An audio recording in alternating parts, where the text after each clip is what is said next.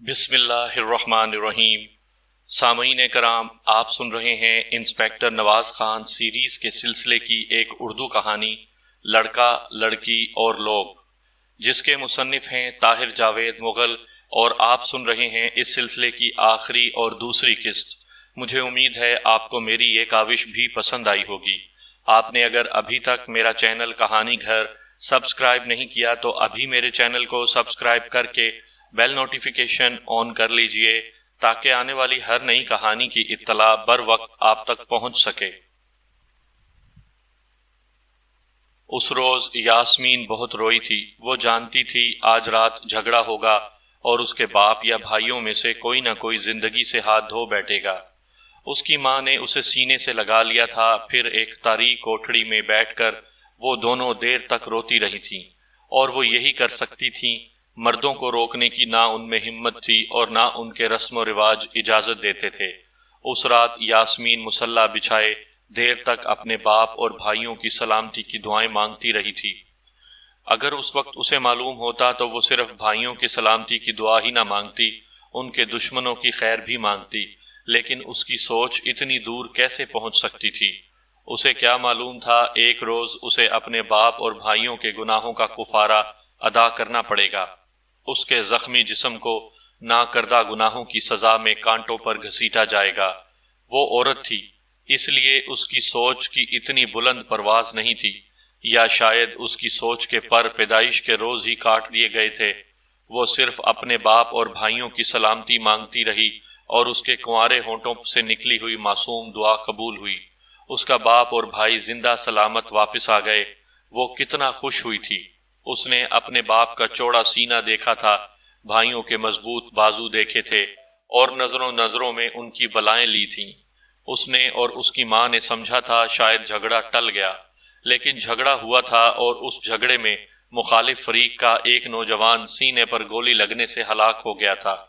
دشمنی کی جڑیں مزید گہرائی میں اتر گئی تھیں، اس کا پھل اور کڑوا ہو گیا تھا، لیکن معصوم یاسمین ان حقیقتوں سے بے خبر وادی کے نشیب و فراز میں اپنی زندگی کا حسین گیت گنگنا رہی تھی۔ اس کی آنکھوں میں ایک شہزادہ بسا ہوا تھا، اور اس کی الڑ دھڑکنوں میں ایک ہی نام کی گونج تھی، بخت خاں۔ بخت خاں وہ اس کا چچا زاد بھائی تھا، بادامی آنکھوں، سرخ ہونٹوں اور لمبے قد والا غیور بخت خاں۔ وہ اسے اپنی زندگی کی طرح چاہتا تھا۔ اسے دیکھتے ہی یاسمین کی پلکیں جھک جاتی تھیں اور دوبارہ اٹھنے کا نام نہ لیتی تھیں۔ یاسمین کو دیکھتے ہی بخت خاں کے قدم رک جاتے تھے اور آگے بڑھنے سے انکار کر دیتے تھے۔ جہلم کے گنگناتے پانی نے بارہا ان کی بے آواز سرگوشیاں سنی تھیں، لیکن پھر ایک روز سب خواب ٹوٹ گئے۔ جدائی کا وہی صدیوں پرانا قصہ دہرایا گیا۔ غلام خاں اور احمد علی خاں کی دشمنی، جو ایک شخص کی موت کے بعد اور بڑھ گئی تھی، فیصلہ مانگ رہی تھی۔ قتل کے بعد 2-3 بار دونوں پارٹیوں کے افراد جھگڑ چکے تھے۔ خدشہ تھا کہ مزید خون خرابہ ہوگا۔ کچھ لوگوں کا مشورہ تھا کہ پولیس کو اطلاع دی جائے، لیکن دونوں فریق پولیس تک پہنچنا بزدلی سمجھتے تھے۔ احمد علی خان نے تو اپنے آدمی کے قتل کو بھی پولیس سے پوشیدہ رکھا تھا، بلکہ گاؤں میں بھی بہت سوں کو خبر نہیں تھی کہ احمد علی کا آدمی غلام خاں اور اس کے بیٹوں کے ہاتھ ہلاک ہوا ہے۔ دراصل ان لوگوں میں پولیس تک پہنچنے کا رواج ہی نہ تھا۔ وہ ہمیشہ سے اپنے فیصلے بندوق کی گولی سے کرتے آئے تھے، لیکن اس دفعہ گولی نہیں چلی۔ ان کے چند بزرگوں نے اپنے قدیم رواج کے مطابق ننواتے مصالحت کی کوشش شروع کر دی۔ بالآخر ان کی کوشش کامیاب ہوئی۔ غلام خاں اور احمد علی خاں میں صلح ہو گئی۔ صلح کی شرائط کے مطابق غلام خاں نے احمد علی خاں کی کھیتی مناسب داموں میں خرید لی۔ اس کے علاوہ اس نے سورہ پر بھی آمادگی ظاہر کی۔ یہاں میں سورہ کے بارے میں آپ کو کچھ بتا دوں۔ یہ رسم ہمارے شمالی اور قبائلی علاقہ جات میں قدیم زمانے سے رائج ہے۔ لڑائی جھگڑے کے دوران جب کوئی شخص اپنے مخالف فریق کا کوئی آدمی قتل کر دیتا ہے یا اتفاقاً اس سے ایسا ہو جاتا ہے تو مقتول کے ورثاء اس کی جان کے در پہ ہو جاتے ہیں۔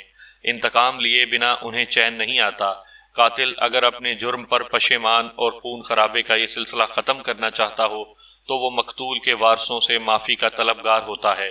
معافی مانگنے کے مختلف طریقے ہیں جن میں قاتل اپنی عاجزی اور ندامت کا اظہار کرتا ہے، مصالحت کی مختلف کوششوں میں ایک یہ سورہ کی رسم بھی ہے۔ اس میں قاتل اپنی نیک خواہشات کے اظہار کے لیے اپنی بیٹی، بہن یا کسی اور قریبی عزیز کا رشتہ مقتول کے خاندان کے کسی فرد سے کر دیتا ہے۔ اس سے رشتہ داری وجود میں آتی ہے اور عموماً قتل و غارت کا سلسلہ رک جاتا ہے۔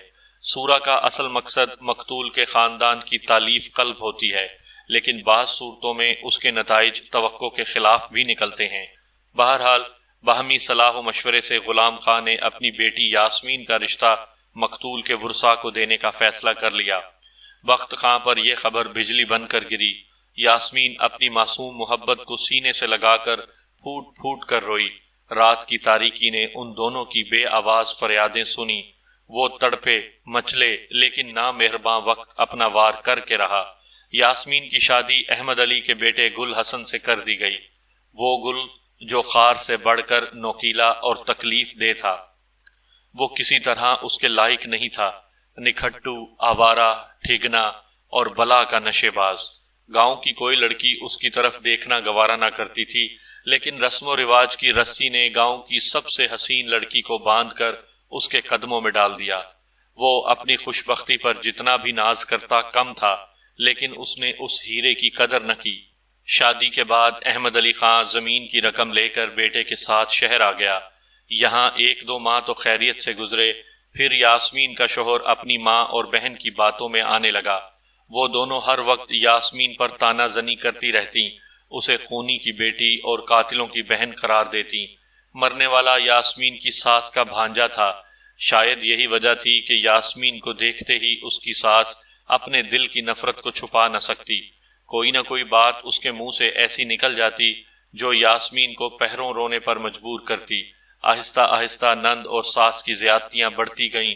شوہر نے پہلے پہل معمولی سی مزاحمت کی، پھر وہ بھی ماں اور بہن کا طرفدار ہو گیا۔ گاؤں تو وہ لوگ چھوڑ ہی چکے تھے، اب انہیں کس بات کا ڈر تھا۔ یاسمین پر مظالم کی بارش کر دی گئی۔ روکھی سوکھی کھا کر وہ سارا دن گدھے کی طرح کام کرتی، پھر شوہر کی مار کھا کر سو رہتی۔ سسر کا سلوک تو پہلے دن ہی سے اچھا نہیں تھا۔ جب اس نے دوسروں کو بھی ہم نوا دیکھا تو اور شیر ہو گیا۔ وہ ظالم بڈھا شوہر کے سامنے یاسمین کو پیٹتا اور گالیاں دیتا۔ ماں باپ کی عزت پر چپ چاپ قربان ہو جانے والی انمول بیٹی کو سسرال والوں نے جہنم میں جھونک دیا۔ کچھ عرصہ یوں ہی گزرا، پھر حالات نے ایک اور کروٹ بدل لی۔ ایک روز یاسمین کو اس کے شوہر نے اتنا مارا کہ اس کا ہاتھ ٹوٹ گیا۔ یہ گھر والوں کے لیے پریشانی کی بات تھی۔ اب گھر کا کام کاج کون کرتا؟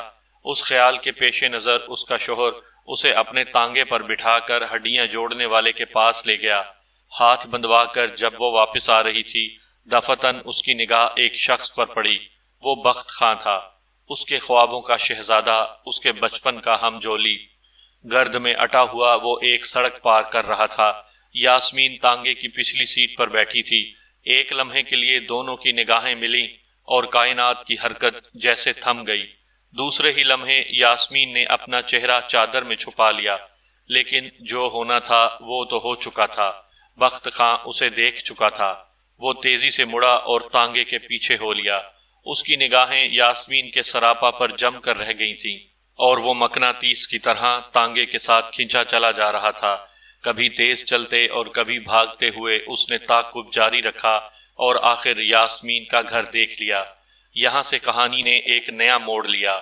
بخت خاں نے بہت جلد اندازہ لگا لیا کہ اس گھر میں یاسمین کے ساتھ کیا سلوک ہو رہا ہے۔ وہ اکثر ان کے گھر کے گرد منڈلاتا رہتا۔ یاسمین اسے اپنی چھت پر سے دیکھتی اور کانپ جاتی۔ وہ جانتی تھی بخت خاں کی یہاں موجودگی اس کے گھر والوں سے زیادہ دیر چھپی نہ رہ سکے گی، اور ایک روز ایسا ہی ہوا۔ یاسمین کی ساس نے اپنی بیٹی سے کہا، میں نے آج منشی مرجان کے بیٹے بخت خاں کو گلی میں کھڑے دیکھا ہے۔ بیٹی نے جواب دیا کہ اسے بھی کل یہی شک ہوا تھا جیسے بخت خاں گلی میں کھڑا ہے۔ وہ دن تو یاسمین کے لیے قیامت ہی ثابت ہوا۔ ساس اور نند نے اسے مل کر اتنا مارا کہ وہ بے ہوش ہو گئی۔ اسے ہوش آیا تو اس کی ساس تانگے کے اڈے پر اپنے بیٹے کو اطلاع دینے جا چکی تھی۔ یاسمین جانتی تھی بخت خاں ابھی گلی میں ہوگا۔ وہاں اس نے ایک کریانہ فروش سے دوستی گانٹھ رکھی تھی۔ وہ جانتی تھی اس کے شوہر گل حسن کو پتہ چلا تو وہ آگ بگولا ہو کر یہاں پہنچ جائے گا۔ اس نے کوشش کی کہ کسی طرح بخت خاں کو خبردار کر دے، لیکن اس کی نند نے اسے کمرے میں بند کر کے باہر سے کنڈی لگا دی۔ اس سے بدترین مجرموں کا سلوک کیا جا رہا تھا۔ حالانکہ وہ بخت خاں کو ہوشیار کرنا نہیں چاہتی تھی، صرف اپنے شوہر کو بچانا چاہتی تھی۔ وہ نہیں چاہتی تھی کہ گل حسن اسے مار کر سلاخوں کے پیچھے چلا جائے یا پھانسی کے تختے پر جا کھڑا ہو۔ آخر وہ اس کا شوہر تھا، لیکن وہ کچھ نہ کر سکی۔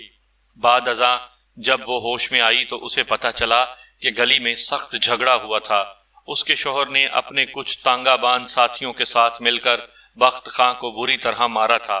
وہ تو شاید اسے جان سے ہی مار ڈالتے، لیکن عین اس وقت جب گل حسن اس کو بندوق کے بٹ مار رہا تھا، بندوق کھل گئی اور گولیاں نیچے گر گئیں۔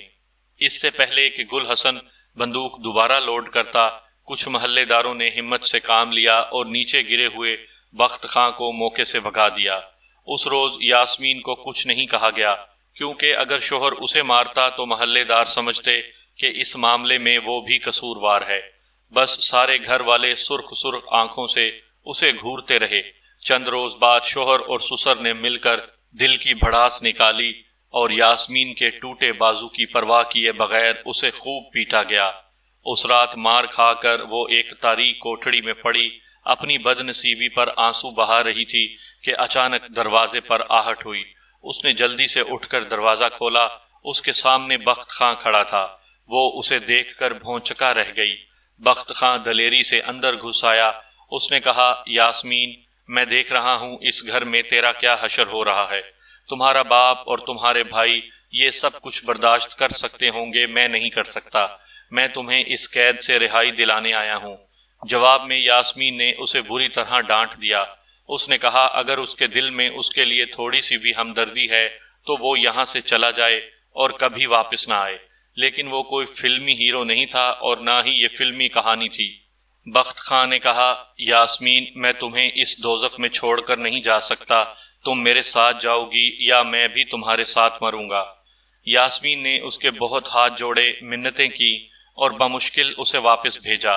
بخت خاں نے یاسمین کی حالت زار گاؤں جا کر اس کے والدین سے بیان کی۔ اس کی نیت بھلائی کی تھی، لیکن بدنامی اس کے حصے میں آئی۔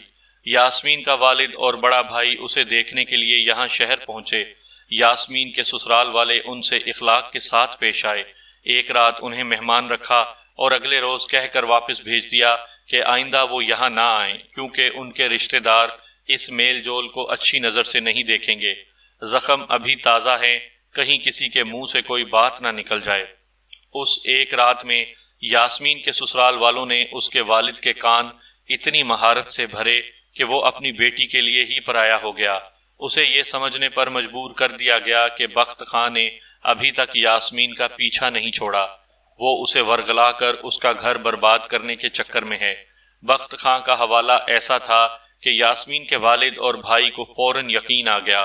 انہوں نے یاسمین سے بات کرنا بھی گوارا نہ کیا اور اسے روتا چھوڑ کر علی الصبح واپس چلے گئے۔ یاسمین کے گرد کھینچی ہوئی دیواریں اور بلند اور مضبوط ہو گئیں۔ وہ ان دیواروں کے اندر ہر روز جیتی اور ہر روز مرتی تھی، اور ان دیواروں سے باہر بخت خاں موجود تھا۔ اس کی حوصلہ مند نگاہیں اور توانا بازو کچھ کر گزرنے کو بے قرار تھے۔ اس نے شہر ہی میں لکڑیوں کے ایک ٹال پر مزدوری شروع کر دی تھی۔ وہ جوان اور دلیر تھا۔ بہت جلد اس نے شہر میں قدم جما لیے۔ ایک روز وہ ایک کوٹھی میں لکڑیاں ڈالنے گیا تو کوٹھی کے سیٹ سے اس کا جھگڑا ہو گیا۔ بخت خاں نے نتائج سے بے پرواہ ہو کر بدتمیز سیٹ کو بری طرح پیٹ ڈالا۔ اس کے دو ملازم آگے بڑھے تو ان کی بھی ٹھکائی کر دی۔ اس واقعے نے بخت خاں کو گلی محلے میں مشہور کر دیا۔ کئی نوجوان اس کی دوستی کا دم بھرنے لگے۔ بخت خاں اب گاؤں تو جا نہیں سکتا تھا، وہاں یاسمین کے والدین ہی اس کے دشمن نہیں تھے، بلکہ پورا گاؤں اس پر تھو تھو کر رہا تھا۔ اس نے بہتر سمجھا کہ گاؤں جا کر لوگوں کی ملامتی نظروں کا سامنا کرنے کے بجائے وہ یہیں چھپا رہے۔ دوسری طرف یاسمین کا شوہر بھی اس بات سے آگاہ ہو چکا تھا کہ بخت خاں اسی شہر میں موجود ہے۔ وہ اس کے خون کا پیاسا ہو رہا تھا اور اسے ختم کر دینا چاہتا تھا۔ یاسمین ہر صبح یہ دھڑکا لے کر جاگتی تھی کہ آج کا سورج بخت خاں کو قبر اور اس کے شوہر کو جیل پہنچا دے گا۔ قارئین، یہ وہ حالات تھے جو یاسمین نے مجھے بتائے، اور انہی حالات میں گل حسن شراب کے نشے میں دھت تھانے کے سامنے سے گانا گاتا ہوا پکڑا گیا تھا۔ اگر معاملے کو سرسری نظر سے دیکھا جاتا تو کہا جا سکتا تھا کہ گھریلو پریشانی نے گل حسن کو نشے اور آوارہ گردی پر مجبور کر دیا تھا۔ یہ بھی کہا جا سکتا تھا کہ بخت خاں چونکہ دوبارہ گل حسن کے محلے میں نہیں آیا تھا، اس لیے یہ صرف یاسمین کا شبہ تھا کہ گل حسن بخت خاں کو قتل کرنا چاہتا ہے، لیکن میں اس معاملے کو گہری نظر سے دیکھنے پر مجبور تھا۔ میں اس شخص کو کیسے فراموش کر سکتا تھا جو ایک رات پہلے مجھ سے زور آزمائی کر کے فرار ہو گیا تھا۔ حالات صاف طور پر ایک واردات کی طرف اشارہ کر رہے تھے، اور وہ واردات تھی بخت خاں کا قتل۔ جہلم کنارے کے خوبصورت گاؤں سے شروع ہونے والی اس طویل کہانی کا انجام سمجھ میں آ رہا تھا۔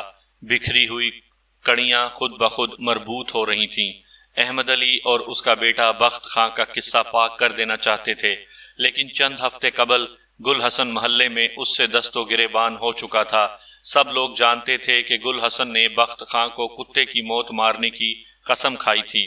اب اگر بخت خاں قتل ہو جاتا تو سب سے پہلے گل حسن پر ہی شک کیا جا سکتا تھا۔ اس نے ایک منصوبہ بنایا، بخت خاں کو قتل کرنے کا کام اس نے اپنے کسی جگری دوست یا کرائے کے بدماش کو سونپا۔ جس وقت گل حسن تھانے میں گرفتار ہوا، وہ بدماش اس کے گھر میں موجود تھا اور اپنے مشن پر روانہ ہونے کی تیاری کر رہا تھا، لیکن اس سے پہلے کہ وہ روانہ ہوتا میں وہاں جا پہنچا۔ چونکہ وہ مجرم تھا، اس لیے مجھے دیکھ کر اس نے بھاگنے کی کوشش کی۔ بعد کے واقعات آپ جانتے ہی ہیں۔ میں لڑکی سے کافی دیر مختلف پہلوؤں پر بات چیت کرتا رہا۔ واپس آنے سے پہلے میں نے آخری سوال پوچھتے ہوئے اس سے کہا، جہاں مجھے یہ سب کچھ بتایا ہے، اب یہ بھی بتا دو کہ کل رات تمہارے گھر سے فرار ہونے والا شخص کون تھا؟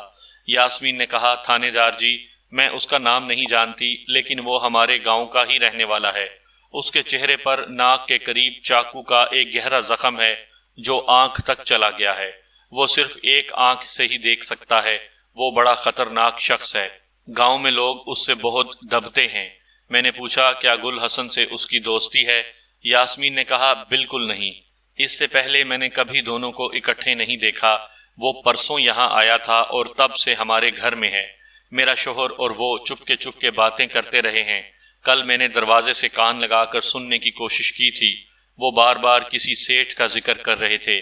ایک دو بار انہوں نے بخت خاں کا نام بھی لیا۔ بہت جلد مجھے اندازہ ہو گیا کہ وہ بخت خاں کو قتل کرنے کا منصوبہ بنا رہے ہیں۔ میں رونے دھونے کے علاوہ اور کیا کر سکتی تھی، اور وہ میں اب تک کر رہی ہوں۔ جب میں تھانے پہنچا، دوپہر ہو چکی تھی۔ احمد علی خاں عرف بابا گولی حوالات کے فرش پر منہ کھولے سو رہا تھا۔ اس کی بہو نے گراں قدر معلومات فراہم کی تھیں۔ میں نے سب سے پہلے بخت خاں کو تھانے بلانے کا فیصلہ کیا۔ کوئی 1 گھنٹے بعد وہ میرے سامنے کھڑا تھا۔ پھٹے پرانے کپڑوں میں اس کا مضبوط جسم سونے کی طرح دمک رہا تھا۔ وہ ایک دراز قد خوبصورت پٹھان تھا۔ میں نے دیکھتے ہی اندازہ لگا لیا کہ وہ ایک سچا، کھرا اور بے خوف شخص ہے۔ اس نے اب تک کوئی جرم نہیں کیا تھا۔ ہاں، جرم کا نشانہ ضرور بننے والا تھا۔ میں چاہتا تھا کہ اسے حالات سے باخبر کر کے ہوشیار رہنے کا مشورہ دوں، لیکن پوچھ گچھ کے دوران ایک ایسی بات معلوم ہوئی جس نے مجھے چوکنا کر دیا، اور مجھے اندازہ ہوا کہ بخت خاں کو صرف ہوشیار کرنے کی ضرورت ہی نہیں، اس کی حفاظت بھی ضروری ہے۔ وہ میری توقع سے زیادہ خطرے میں تھا۔ پوچھ تاچھ کے دوران اچانک میرے ذہن میں ایک سوال آیا تھا، اور بڑا اچھا ہوا کہ یہ سوال میرے ذہن میں آ گیا۔ میں نے اس سے پوچھا کہ تمہارے گاؤں کا وہ شخص کون ہے جس کی ایک آنکھ چاقو کے وار سے ضائع ہو چکی ہے؟ اس ذکر پر بخت خاں بری طرح چونک گیا۔ الٹا مجھ سے پوچھنے لگا، جناب، آپ کو وہ کہاں ملا ہے؟ میں نے اسے ڈانٹتے ہوئے کہا، صرف میرے سوال کا جواب دو۔ اس نے کہا، اس کا نام دلاور ہے جی، نہایت غسیلا اور کینہ پرور شخص ہے۔ کسی کے خلاف دل میں کوئی بات بٹھا لے تو نکالتا نہیں، بدلہ لے کر چھوڑتا ہے۔ آج سے کوئی 1 سال پہلے گاؤں میں اس نے ایک راہ چلتی لڑکی کو مذاق کیا۔ لڑکی نے اسے تھپڑ دے مارا۔ دلاور نے بدتمیزی کی کوشش کی۔ میں موقع پر موجود تھا، خاموش نہ رہ سکا۔ آگے بڑھ کر میں نے دلاور کا گریبان پکڑ لیا۔ لوگوں نے بیچ بچاؤ کرا دیا۔ دلاور نہایت خاموشی کے ساتھ وہاں سے چلا گیا۔ میرے بعض دوستوں نے کہا کہ اب اس شخص سے ہوشیار رہنا، تمہیں نقصان پہنچانے کی کوشش ضرور کرے گا، لیکن ایسی کوئی بات نہیں ہوئی۔ دلاور بعد میں کئی بار مجھ سے ملا، لگتا تھا وہ اس دن کا واقعہ بھول چکا ہے۔ پھر بھی کبھی کبھی مجھے اس کی آنکھوں میں نفرت کی جھلک نظر آتی تھی۔ میں سوچتا تھا شاید یہ میرا وہم ہے، کوئی 4 ماہ پہلے کی بات ہے، اس نے اسی لڑکی کے گھر کی دیوار پھاندی، رات کا وقت تھا، سب سوئے ہوئے تھے، اس نے لڑکی کو خنجر دکھایا اور اس کی عزت لوٹ لی۔ صبح لڑکی کے گھر والوں نے اسے چارپائی پر بے ہوش پایا۔ دلاور گاؤں سے فرار ہو گیا اور کوشش کے باوجود اس کا سراغ نہیں ملا۔ اب آپ کی زبانی اس کا نام سن کر مجھے خیال آ رہا ہے کہ کوئی خاص بات ہے۔ ہاں، میں نے کہا، بہت خاص بات ہے۔ وہ شخص تمہیں جان سے مارنے کے لیے یہاں پہنچ چکا ہے، اب اپنا انتظام کر لو۔ بخت خاں حیرانی سے میری طرف دیکھنے لگا۔ کچھ ضروری ہدایات دے کر میں نے اسے واپس بھیج دیا۔ ذہن ایک بار پھر اس کیس کی گتھیاں سلجھانے لگا۔ اس سے پہلے میں مطمئن تھا کہ گل حسن کی گرفتاری کے بعد واردات ٹل جائے گی، کیونکہ اس کی منصوبہ بندی ناکام ہو چکی تھی۔ اس وقت میرا خیال تھا کہ گل حسن نے جس شخص کو استعمال کیا ہے وہ اس کا کوئی دوست یا کرائے کا قاتل ہے، لیکن اب یہ انکشاف ہوا تھا کہ وہ شخص خود بھی بخت خاں کا دیرینہ دشمن ہے اور اسے قتل کرنے کی شدید خواہش اس کے اندر موجود ہے۔ اس کا مطلب تھا کہ گل حسن کی گرفتاری کے باوجود اس پر کسی بھی وقت حملہ ہو سکتا ہے۔ جیسا کہ بعد میں پتہ چلا، گل حسن جانتا تھا کہ دلاور خان کی بخت خاں سے پرانی عداوت ہے اور موقع ملنے پر وہ اس کی جان سے کھیل جائے گا۔ اتفاقاً اسے دلاور خان کا وہ ٹھکانہ بھی معلوم تھا جہاں وہ لڑکی کی آبرو ریزی کے بعد چھپا ہوا تھا۔ ایک روز گل حسن کے اس ٹھکانے پر پہنچا اور اسے بتایا کہ بخت خاں آج کل شہر میں موجود ہے۔ اس نے دلاور سے کہا کہ تمہارے لیے اپنے دشمن سے بدلہ لینے کا یہ بہت اچھا موقع ہے۔ وہ شہر میں لکڑی کے ایک ٹال پر کام کرتا ہے اور رات کو تنہا وہاں سوتا ہے۔ دلاور خود بھی بخت خاں سے اپنا حساب چکانا چاہتا تھا۔ دراصل وہ 1-2 ہفتے میں ملک چھوڑ کر جا رہا تھا۔ یہ ان دنوں کی بات ہے جب لوگ کویت، دبئی وغیرہ جانے کے بجائے محنت مزدوری کے لیے ایران کا رخ کیا کرتے تھے۔ دلاور کے کچھ دوست ایران کے شہر آبادان میں موجود تھے، انہوں نے وہاں سے اسے اپنے پاس بلا لیا تھا۔ دلاور نے سوچا بخت خاں سے اپنی بے عزتی کا بدلہ چکانے کا یہ آخری موقع ہے، کیوں نہ اس سے فائدہ اٹھایا جائے۔ وہ فوراً گل حسن کے ساتھ شہر چلا آیا اور دونوں 2 روز تک اس منصوبے کی تفصیلات طے کرتے رہے۔ گل حسن چاہتا تھا کہ قتل اس طرح کیا جائے کہ کسی اور شخص کا کام نظر آئے۔ اتفاقاً کچھ روز پہلے بخت خاں کا ایک کوٹھی کے سیٹ کے ساتھ جھگڑا ہوا تھا۔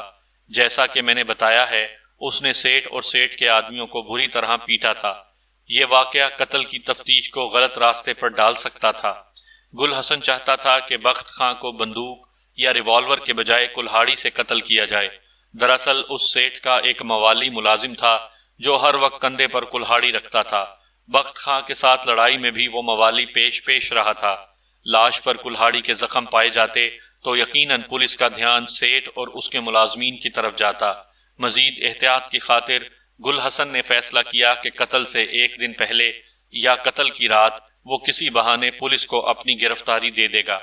یوں اس پر شک پڑنے کا امکان بالکل ختم ہو جائے گا، اور یہی احتیاط گل حسن کی سب سے بڑی غلطی ثابت ہوئی۔ میں نے اس کی ناقص اداکاری پہچان لی اور شک میں پڑ گیا۔ یہاں میں یہ بتا دوں کہ یاسمین نے دلاور اور اپنے شوہر کی گفتگو میں جس سیٹ کا ذکر سنا تھا، یہ وہی سیٹ تھا جس سے بخت خاں کا جھگڑا ہوا تھا۔ اب حل طلب مسئلہ یہ تھا کہ وہ ایک آنکھ والا خطرناک شخص دلاور کہاں تھا۔ جب تک وہ آزاد تھا، بخت خاں کسی بھی لمحے جان سے ہاتھ دھو سکتا تھا۔ خوش قسمتی سے اسی شام گل حسن کو ہوش آ گئی۔ ڈاکٹر نے کہا کہ میں اس سے مختصر بات کر سکتا ہوں۔ میں گل حسن سے ملا اور سخت رویہ اختیار کرتے ہوئے اسے بتایا کہ اس کے والدین، بہن اور بیوی سب تھانے میں ہیں۔ اگر وہ نہیں چاہتا کہ ان سے بھی اس کی طرح کا سلوک ہو تو وہ دلاور کا پتہ بتا دے۔ میرے تیوروں سے گل حسن مجھے کوئی نہایت شفاق قسم کا خردماغ تھانے دار سمجھ رہا تھا۔ یہ بھی اسے معلوم تھا کہ میری مار نے اسے جان کے لالے ڈال دیے تھے، حالانکہ یہ سب کچھ حادثاتی طور پر ہوا تھا۔ اس نے جلد ہی میرے سامنے ہتھیار ڈال دیے۔ یوں بھی بیمار شخص میں قوت مزاحمت کم ہوتی ہے۔ اس نے مجھے دلاور کا پتہ لکھوایا اور میں ایک لمحہ ضائع کیے بغیر اس کی طرف روانہ ہو گیا۔ لیکن اس سے پہلے میں نے سادہ کپڑوں میں ملبوس 2 مسلح ہیڈ کانسٹیبلوں کو دلاور کا حلیہ بتا دیا تھا اور انہیں ہدایت کی تھی کہ اس قسم کے کسی بھی شخص کو وہاں دیکھ کر فوراً گرفتار کر لیں۔ جہلم سے چند میل دور دینے کا قصبہ ہے۔ یہاں ان دنوں مسز اقبال نامی ایک ادھیڑ عمر ڈاکٹر تھی۔ گل حسن کی اطلاع کے مطابق دلاور اسی ڈاکٹر کی کوٹھی میں ملازم تھا۔ میں مسز اقبال کی بنگلہ نما کوٹھی پر پہنچا تو رات کے 9:30 بج چکے تھے۔ یہاں مجھے ہر چہرہ پریشان دکھائی دیا۔ مسز اقبال سے گفتگو کے بعد مجھے پتا چلا کہ دلاور خان، جو رحمت خان کے فرزی نام سے اس کوٹھی میں ملازمت کر رہا تھا، کوئی 1.5 گھنٹہ پہلے اپنی مالکہ کی مورس گاڑی لے کر فرار ہو گیا ہے۔ پتا چلا کہ مسز اقبال کا ڈرائیور موجود نہیں تھا۔ رحمت نے مسز اقبال سے چابی مانگی کہ وہ گاڑی کو گیراج میں کھڑا کر دیتا ہے۔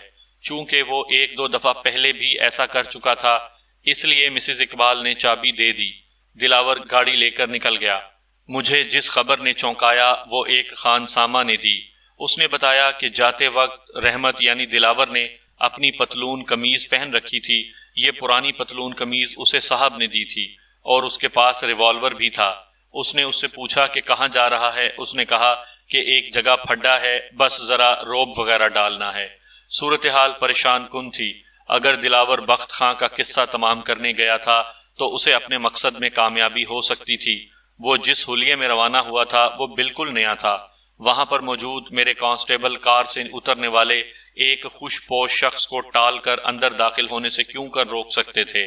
خطرے کا شدید احساس مجھے ہوا اور میں بھاگتا ہوا مسز اقبال کی کوٹھی سے باہر آیا، موٹر سائیکل سٹارٹ کی اور حتی الامکان رفتار سے شہر کی طرف روانہ ہو گیا۔ ٹھیک 25 منٹ بعد میں موٹر سائیکل بڑے ڈاک خانے کی سڑک پر موڑ رہا تھا۔ اس وقت رات کے 10:30 بج چکے تھے۔ یہ متوسط علاقہ خاموشی میں ڈوبا ہوا تھا۔